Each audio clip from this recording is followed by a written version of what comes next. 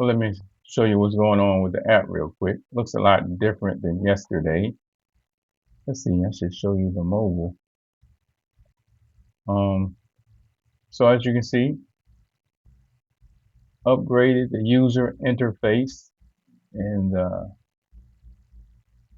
copy on the copy. Actually upgraded the whole entire app. How this works is, let's say you have someone who you are interested in working with or have been invited to work with or do a job for, or it's three scenarios. One, a possible collaboration or partnership. Two is you're going to do a job for someone. And so you need to ask them questions to see where they're actually at. You have no idea what to charge them because you don't know, are you starting at 0, at 20, at 50, at negative 20, negative 50? Okay.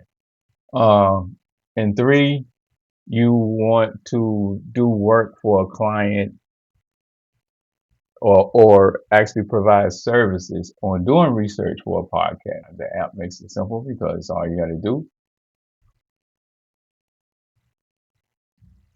obviously.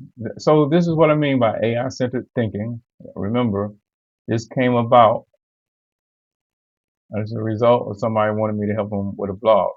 I mean, not a blog, with a uh, podcast, set up a podcast. I actually never set up a podcast, believe it or not, and I had a podcast. Well, that was 10 years ago. If you ever heard of Blog Talk Radio, I had a podcast then. It's going crazy, but I had other things going on. Anyway, so instead of just doing the research to learn how to help her, I did the research and integrated it into an app so that the next time I don't have to start at 0. Next time, now all I need to do is send out a link, and the link is the intake form.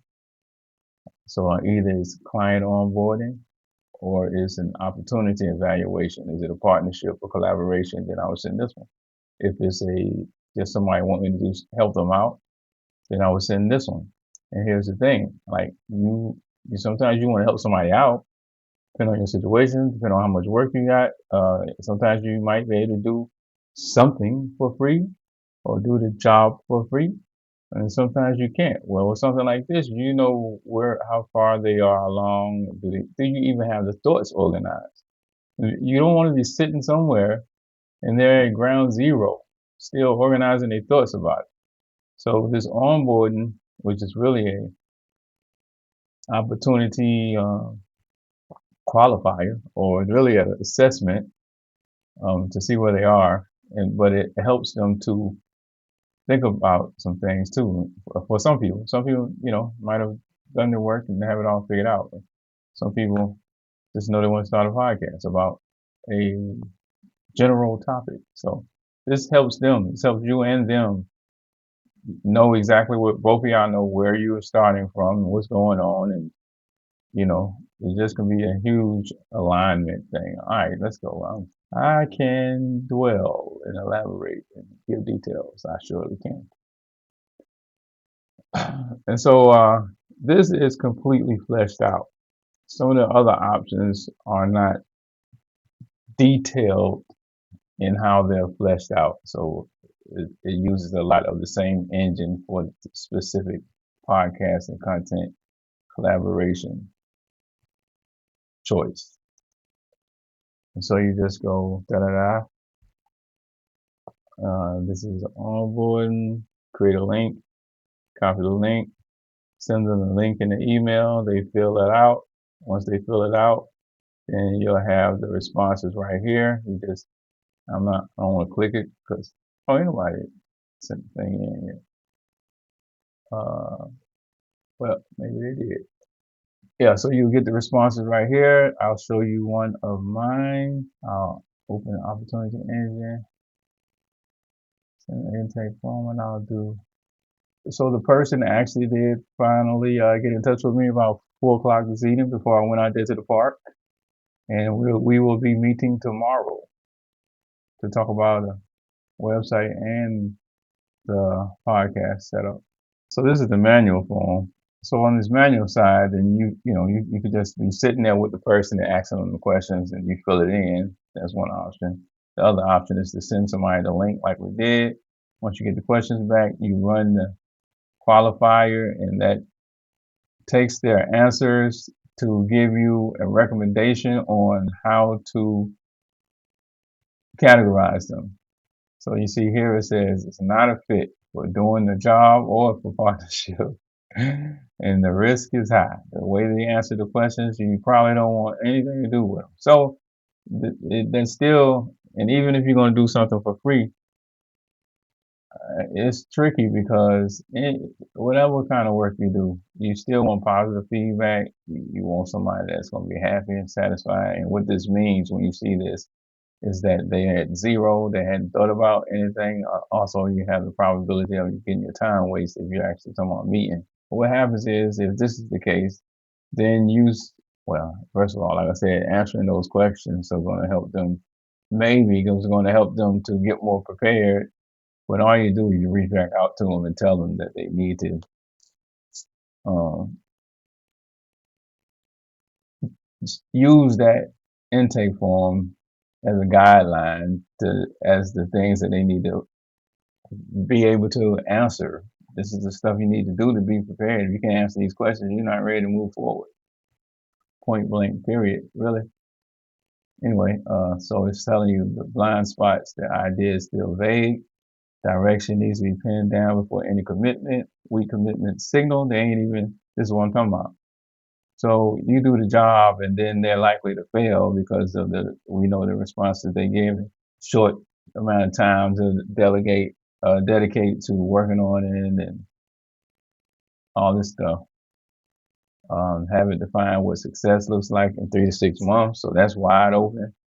How are you going to claim something is successful or deem it as successful when you don't even have a measurable point or objective or goal that can be labeled as success? And mind you, this is not that person. This is me doing a test application. You want that anytime you build something, you don't answer with the best case scenario. You answer in a way that challenges the system, challenges the AI. Key factors driving this decision. The idea is still vague, unclear what kind of help they actually want. Weak resource readiness, lack of funds, consistency is unproven. They want to own production, post-production. They likely need creative host partner, not a technician. They didn't define what success looks like. Ask before you commit. So intent, 3 out of 5, somewhat important. It ain't even high priority for them. It's just something to do. Run across somebody, talk about, maybe heard them saying something about a podcast or something else, and then, oh, you can do podcasts, you can set up a podcast, I want one. Something like that. It's the type of attitude you might think about when you see answers like this, if that makes sense. Their readiness, 20 out of 100. My confidence, which is the AI, the app's confidence, 50 out of 100. Combined fit, 35 out of 100. Risk level, too many warning signs. Moving forward could cost you time, money, because you probably ain't gonna get the money up front. Best role for you, no deal. Stay friendly, don't commit. And it's saying don't commit to a co-host slot, but it really means don't commit to any. You get the idea. It goes on. Well, here's the end right here. So if you guys are interested in using something like this, there is a wait list or an interest. You sign up to express your interest in using something like this because right now you can't use it. As you can see, there's no account creation part to it, but you can sign up on a wait list. And if there's enough interest, then I'll go ahead and create user accounts so that you can use it. Anyway, how long is this video?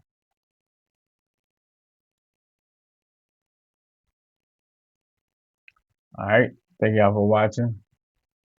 Let me know if you need me.